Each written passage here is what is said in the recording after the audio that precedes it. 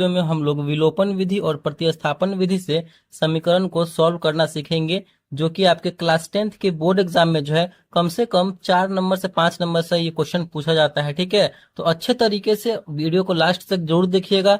बहुत ही आसान भाषा में यहाँ पे हम आपको समझाने वाले हैं, जिससे कि आपको समझ में आ जाए। यहाँ पे हमारा दिया गया है, पहले विलोपन विधि सीख लेते हैं, उसके बाद प्रतिस्थापन विधि से बनाएंगे। पहला यहाँ पे हमारा है समीकरण 2x plus 3y equal to 13। ये हमारा पहला इक्वेशन है, समीकरण है। और दूसरा समीकरण हमारा है 3x minus 3y equal to 3 को विलोपन विधि से सॉल्व कीजिए। विलोपन विधि को इंग्लिश में हम लोग एलिमिनेशन मेथड भी बोलते हैं। देखिए विलोपन, अगर आप इसको पढ़ेंगे ध्यान से समझेंगे तो विलोपन, विलुप्त, यानी इसको हम लुप्त करने वाला, लुप्तीकरण विधि भी बोलते हैं। इसे लुप्त करना है, यानी हमें इसमें से कुछ लुप्त करना है। क्या लुप्त करना है वो समझिए। चलिए पहले समीकरण को लिख लेते हैं। यहाँ पे हमारा दिया गया है, समीकरण है हमारा 2x plus 3y equal to 13। ये हमारा पहला इक्वेशन है, पहला समीकरण है। दूसरा समीकरण है हमारा 3x minus 3y equal to 3। ये हमारा दूसरा इक्वेशन है, यानी दूसरा समीकरण है। इसे अब हम लोग बनाएंगे। ये हमारा पहला है, ये हमारा दूसरा है। देखिए विलोपन विधि से बनाएंगे तो विलोपन विधि कहने का मतलब है कि हमें इसमें से x वाले टर्म या फिर y वाले टर्म को, किसी एक टर्म को विलुप्त करना है। ठीक है, यानी यहाँ से इसको लुप्त कर देना है, हटा देना है। यहाँ पे देखिए, अगर x वाला टर्म सेम हो या फिर y वाला टर्म दोनों में सेम हो तो इन्हीं दोनों में से किसी एक को हम विलुप्त कर देंगे, यानी कैंसिल आउट कर देंगे, कैंसिल कर देंगे, वहां से हटा देंगे। तो यहाँ पे देखिए x वाला टर्म बराबर है, नहीं है। यहाँ पे है 2x और नीचे है 3x, यानी ये कटने वाला नहीं है। यहाँ पे है 3y, यहाँ पे भी है 3y। यहाँ पे देखिए दोनों सेम है, और एक जो है प्लस में है और एक जो है माइनस में है। बहुत ही सिंपल, यानी ये दोनों आपस में कट जाएगा। अगर हम इन दोनों समीकरण को जोड़ते हैं तो ये हमारा कट जाएगा। देखिए कैसे, तो यहाँ पे हम क्या करेंगे, समीकरण बनाएंगे। अब इसको समीकरण 1 और 2 को जोड़ने पर, ठीक है, हम समीकरण 1 और 2 को यहाँ पे जोड़ रहे हैं। अगर बराबर नहीं होता दोनों में तो हम बराबर करते कुछ ना कुछ गुना करके, जिससे कि कोई भी x वाला या फिर y वाला हमारा बराबर हो जाए। ठीक है, तो समीकरण 1 और 2 को यहाँ पे हम क्या कर रहे हैं, तो जोड़ रहे हैं। तो जोड़िए, चलिए लिख लेते हैं पहले समीकरण। 2x plus 3y equal to 13 है। दूसरा है हमारा 3x minus 3y equal to 3 है। इसको जोड़ रहे हैं। ठीक है, देखिए जोड़ने वाले पे ज्यादा ध्यान दीजिएगा। यहाँ आप कुछ नहीं, इसके आगे इसका मतलब क्या है, प्लस। इसके आगे भी कुछ नहीं है, इसका मतलब क्या, प्लस है। तो प्लस प्लस को जोड़ेंगे तो जोड़ रहे हैं तो प्लस ही होगा हमारा।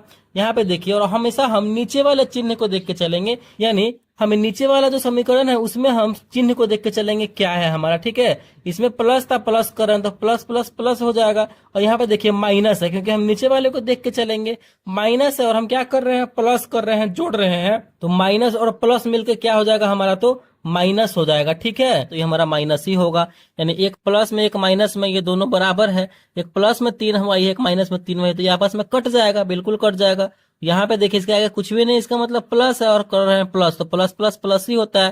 तो 13 और 3 को जोड़ेंगे तो हो जाएगा हमारा 16, और यहाँ पे भी प्लस ही है। तो 3 और 2 को जोड़ेंगे तो हो जाएगा 5, और x लगा हुआ है तो x, यानी 5x इक्वल टू 16।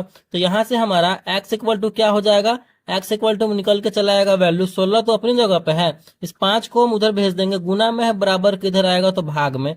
यानी हमारा जो है x का मान क्या निकल के आया है, 16/5। यहां से जब हमारा x का मान 16/5 निकल के आ गया तो हम क्या करेंगे, समीकरण 1 में या फिर समीकरण 2 में, किसी में भी आप x का मान रख देंगे तो वहां से हमारा y का मान निकल के चला आएगा। ठीक है, चलिए यहाँ पे हम रखते हैं। तो यहाँ पे हम क्या लिखेंगे, समीकरण 1 में ही रखते हैं। समीकरण 1 में x का मान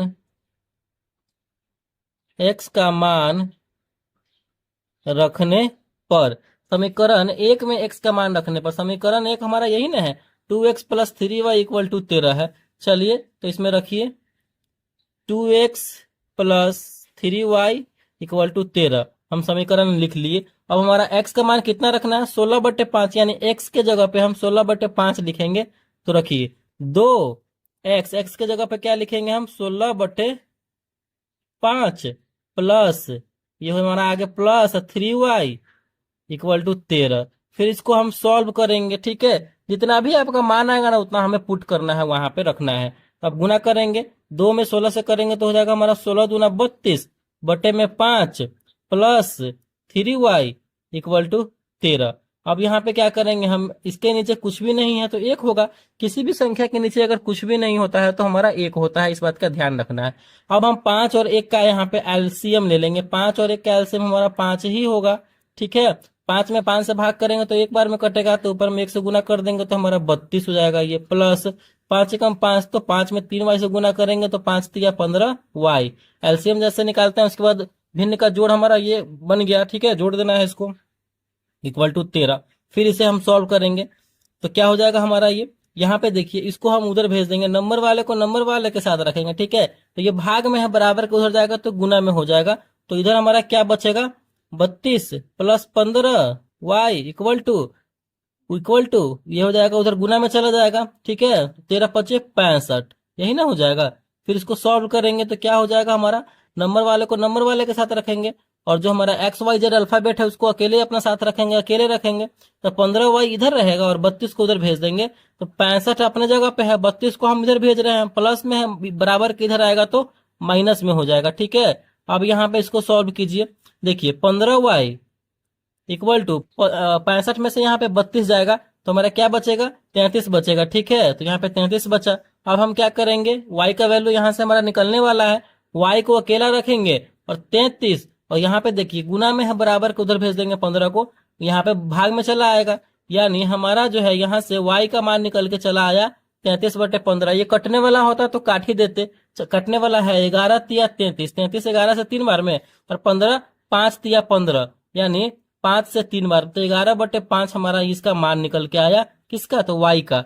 यानी फाइनली जो है हमारा x का वैल्यू निकल के आया हुआ है 16/5 और y का वैल्यू निकल के आया है 11/5। तो इस प्रकार हमने विलोपन विधि से समीकरण को सॉल्व करके x और y का मान निकाल लिया है। यानी इसी तरीके से हमें हल करके x और y का मान निकालना होता है। आई होप आपको विलोपन विधि समझ में आ गया होगा। अब यहाँ पे हम लोग प्रतिस्थापन विधि से समीकरण को सॉल्व करते हैं। यहाँ पे हमारा दूसरा समीकरण क्या है, x plus y equal to 10 2x minus y equal to 5 को प्रतिस्थापन विधि से हल करना है, ठीक है। प्रतिस्थापन विधि से हल करेंगे, सिंपल। चलिए इसको हम यहाँ पे हल करना स्टार्ट करते हैं। प्रतिस्थापन, ठीक है। प्रतिस्थापन विधि को हम लोग इंग्लिश में सब्स्टिट्यूशन मेथड बोलते हैं। देखो प्रतिस्थापन इसके नाम से स्पष्ट हो रहा है, स्थापन यानी कहीं ना कहीं हमें किसी का मान निकाल करके उसमें स्थापना करना है, ठीक है। यही हमारा प्रतिस्थापन विधि कहने का मतलब हुआ। चलिए करते हैं, पहले समीकरण को लिखते हैं।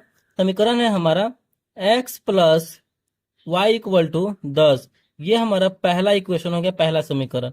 दूसरा है हमारा 2x minus y equal to 5, ये हमारा दूसरा इक्वेशन हो गया, दूसरा समीकरण हो गया।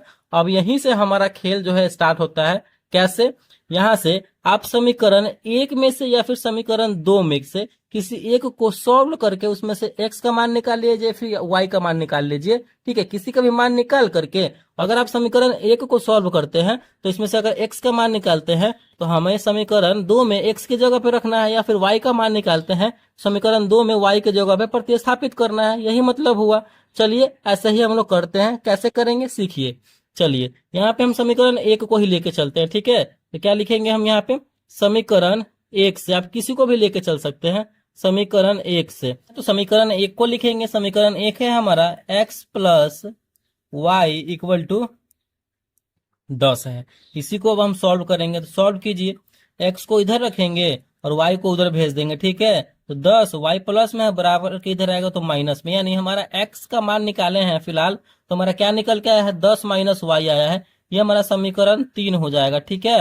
अब हमारा जो x का मान निकल के आया है फिलहाल, इसी को अब हम क्या करेंगे समीकरण 2 में हम रख देंगे, ठीक है। समीकरण 2 में हम x की जगह पे ये जो x का मान आया है वो रख देंगे, जिससे कि हमारा वहां से y का मान निकल के चला आएगा। चलिए तो रखते हैं, रखिए। यहाँ पे क्या लिखेंगे, समीकरण समीकरण 2 में x का मान रखने पर समीकरण 2 में x का मान रखने पर दो हमारा समीकरण क्या है, 2x minus y equal to 5।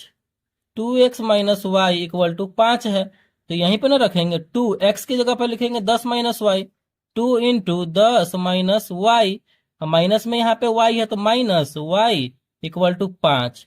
फिर इसको हम आगे सॉल्व कर देंगे, सॉल्व करेंगे तो ये हमारा क्या हो जाएगा, तो इसे हम सॉल्व करेंगे तो ये हो जाएगा हमारा 2 में 10 से करेंगे तो हो जाएगा हमारा 10 दूना 20, और ये हो जाएगा 2 में y से करेंगे तो -2y, ठीक है, गुना करेंगे तो, और ये माइनस y है तो माइनस वाई इक्वल टू 5 है तो 5। यहां से फिर मान निकालिए, यहां से हम मान निकालेंगे तो क्या हो जाएगा हमारा 20 -2y और माइनस वाई मिलके क्या हो जाएगा, तो -3y हो जाएगा, ठीक है, इक्वल टू 5। अब नंबर वाले के साथ रख देंगे, 20 को उधर भेज देंगे 5 वाले के साइड में, ठीक है, तो इधर बचा हमारा -3y इक्वल टू 5 अपनी जगह पे है, इधर 20 प्लस में है, बराबर के उधर जाएगा तो माइनस में 20 हो जाएगा, ठीक है। फिर इसको हम सॉल्व करेंगे तो क्या हो जाएगा, सॉल्व कीजिए इसको आगे, ये हो जाएगा हमारा -3y इक्वल टू 5 में से 20 जाएगा, कम में से ज्यादा घट रहा है तो माइनस में 15 हो जाएगा, और देखिए दोनों तरफ बराबर के दोनों तरफ माइनस है तो क्या हो जाएगा, ये कैंसिल आउट हो जाएगा, ठीक है, कैंसिल आउट हो जाएगा, कैंसिल हो जाएगा तो ये बच गया हमारा y का मान निकालने के लिए y को अकेला रखेंगे, 15 इस अपनी जगह पे है, तो देखिए y का अकेला रखे, इसके साथ 3 लगा हुआ था, गुना में था, बराबर के उधर जाएगा तो भाग में 3 चला गया, यानी 15 में 3 से भाग करेंगे तो 5 दिया 15 हो जाएगा, ठीक है। यानी हमारा जो है y का मान क्या निकल के आया, तो 5 निकल के आया y का मान। जब हमारा y का मान 5 निकल के आ गया तो समीकरण 1 में या फिर समीकरण 2 में, समीकरण 3 में, कितना भी समीकरण है हम उसमें जो है y का मान रख देंगे तो समीकरण तो x का मान निकल के चला आएगा। देखिए समीकरण 3 में ही हम रख देंगे y का मान, तो x का मान निकल के चला आएगा। चलिए रखते हैं समीकरण 3 में y का मान रखने पर, ठीक है। यहाँ पे हम क्या लिखेंगे, समीकरण 3 में y का मान रखने पर, ठीक है, y का मान रखिए समीकरण 3 में, समीकरण 3 हमारा क्या है, यहाँ पे x equal to 10 minus y है, यही ना है, x equal to 10 minus y, x equal to 10 minus y है। चलिए इसको रखिए, अब रखेंगे तो हो जाएगा हमारा x equal to 10 minus y के जगह पे 5, तो यहां से निकल के चला आया, x इक्वल 10 में से 5 जाएगा तो 5, यानी हमारा x का मान निकल के आया 5, y का मान निकल के आया 5, दोनों का 5 निकल के आया, तो ये हमारा बन के तैयार हो चुका है प्रतिस्थापन विधि से समीकरण। तो ऐसे ही हमें बनाना होता है प्रतिस्थापन विधि से समीकरण और विलोपन विधि से समीकरण, दोनों यहाँ पे आप सीख गए हैं। तो अगर वीडियो आपको अच्छा लगा, पसंद आया, समझ में आया तो प्लीज वीडियो को लाइक कीजिएगा, चैनल पे नया है तो चैनल को सब्सक्राइब जरूर कीजिएगा। Thank you.